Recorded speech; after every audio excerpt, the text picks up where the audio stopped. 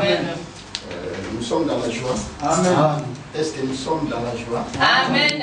Non, je ne vois pas la joie. Est-ce qu'il y a la joie au milieu de nous? Amen. Est-ce qu'il y a la joie au milieu de nous? Amen. Est-ce qu'il y a la joie?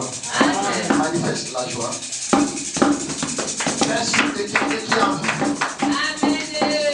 Amen. Amen. Amen. Vraiment, je suis très content. Vous pouvez vous asseoir.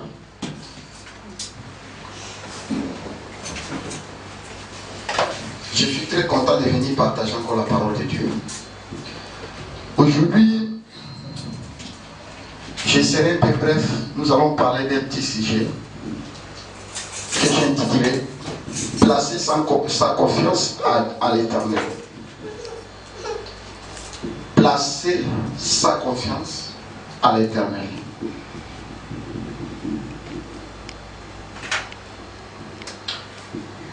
Voilà le thème que nous voulons partager. Je viens d'excuser parce que ça me fait toujours très mal quand je prêche. Amen. Amen. Placer sa confiance à l'Éternel. Voilà, il y a un passage de la Bible que nous allons lire rapidement, que nous connaissons tous. Si quelqu'un trouve, peut nous lire ça rapidement. Psaume 37, verset 5. Psaume 37, verset 5.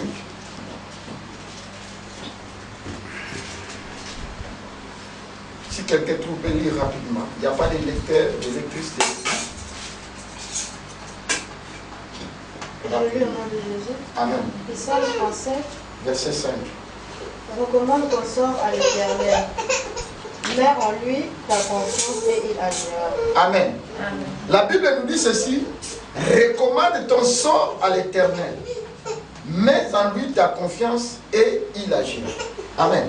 C'est là où j'ai donné le thème. Placer sa confiance à l'Éternel.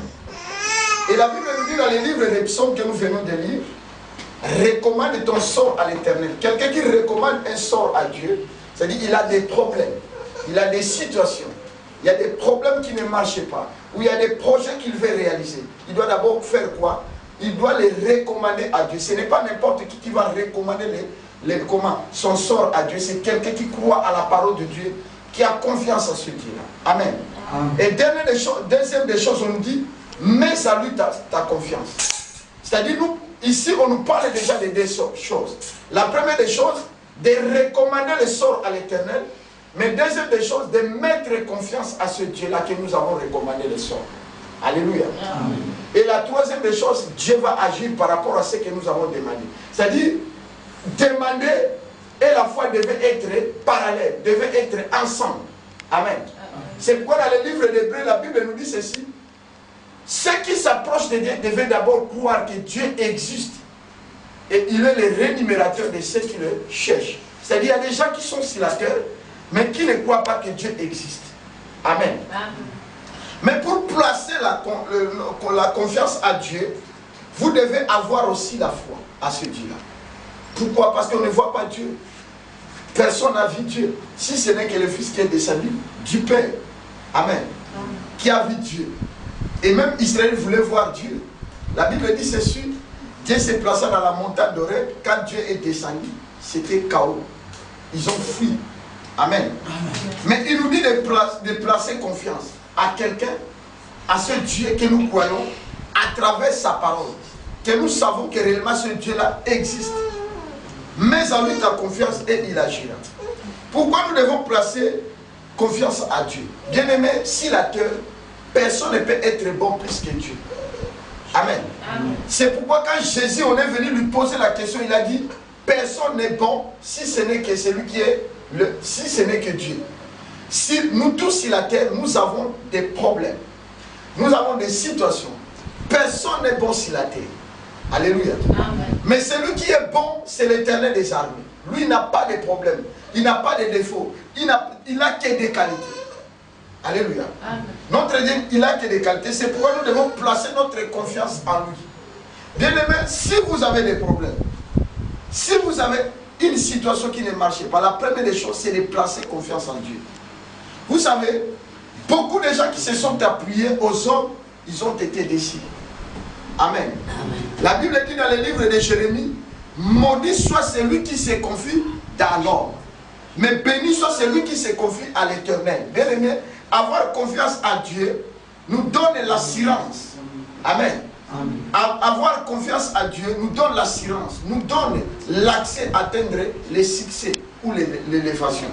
Mais si on n'a pas confiance à Dieu, nous plaçons notre confiance aux hommes, l'homme peut te décevoir.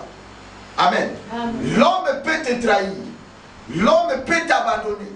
Mais si nous plaçons notre confiance à Dieu, Dieu, il est capable de réagir. Lisons seulement ces passages. Nous sommes toujours dans Psaume 37, verset 25. Qu'est-ce que la Bible nous dit?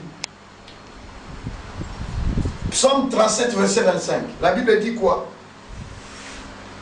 Lisez rapidement, ma soeur. J'ai été jeune, j'ai vieilli, et je n'ai point vu le juste abandonné. Amen. Ici, on nous dit, David dit, j'ai été jeune, j'ai vieilli, je n'ai jamais vu un juste. Bien aimé, le mot jamais, on n'utilise pas ça n'importe comment. Tous ceux qui maîtrisent la langue de Molière, quand on parle du mot jamais, c'est-à-dire quelque chose qui ne reviendra plus. Amen. On n'utilise pas n'importe comment le mot jamais.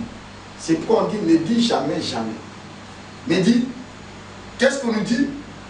Il a été jeune, c'est David qui parle. J'ai vieilli et je n'ai jamais vu un juste abandonné, ni sa postérité mendiant son père. Amen. Parce que lui-même, il a passé par des problèmes. C'est pourquoi, étant les enfants de Dieu, nous devons placer notre confiance à Dieu. Aujourd'hui, il y a des problèmes qui arrivent dans nos vies. Il y a des situations qui ne marchent pas. Mais qu'est-ce que nous faisons? Nous mettons notre confiance aux hommes. C'est pourquoi nous échouons chaque fois. Chaque fois, nous plaçons notre confiance à l'homme, ou peut-être à notre intelligence, à notre expérience, à tout ce que nous avons vécu ici la vie. Bien aimé, il y a toujours des échecs qui arrivent dans nos vies. Mais quand nous plaçons notre confiance à Dieu, lui qui ne peut pas trahir, lui qui est capable de toutes choses, il nous donnera toujours ce que nos cœurs désirent. Amen. Amen. On n'est pas venu à l'église seulement. Quand on vient à l'église, premièrement pour adorer Dieu. Amen. Amen. Pour adorer notre Dieu qui nous a donné le souffle de vie, c'est-à-dire notre gratitude vis-à-vis à ce Dieu-là, c'est de l'adorer. C'est de lui rendre culte. Mais on ne peut pas venir à l'église si vous n'avez pas confiance en Dieu. Et il y a des gens aujourd'hui qui partent dans des églises juste parce qu'ils veulent toujours être vus des hommes. Mais en réalité, leurs cœurs sont loin de la face de l'Éternel. Ils sont très loin, très très loin de Dieu. Bien aimé, il faut s'approcher. La Bible dit ceux qui s'approchent. C'est-à-dire, quand on parle du monde,